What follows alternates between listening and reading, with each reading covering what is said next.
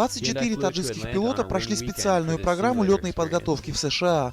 Курсы проводили лучшие инструкторы американской авиакомпании «Дельта» с преподавательским стажем, превышающим 15 лет. Программа была разработана индивидуально, с учетом того, что Таджикистан – горная страна, и включала в себя теоретические занятия и отработку на тренажерах аварийных ситуаций.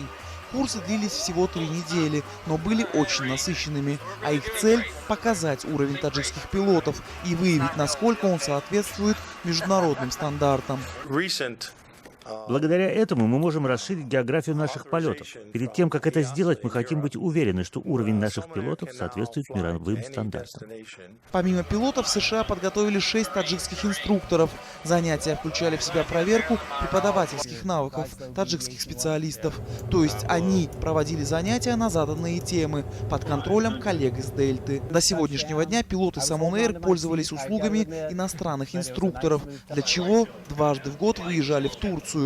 Теперь республика будет готовить пилотов самостоятельно, а для прохождения обязательной каждые полгода тренажерной подготовки они будут выезжать в США. Инструкторы-пилоты Самон Эйр закончили полный курс подготовки, и они сейчас достаточно квалифицированы для обучения пилотов. Мы обратили внимание, что инструкторы очень сильно стремились к знаниям, были отлично подготовлены технически и будут отлично готовить пилотов. В следующем году начнется новая фаза сотрудничества двух компаний. Через спецкурсы планируется провести практически весь состав таджикского авиаперевозчика. Возможно, договор между Самон Эйр и Дельтой будет продлен на 3-5 лет. Анушервон Арипов, Насим Исамов. Настоящее время. Таджикистан.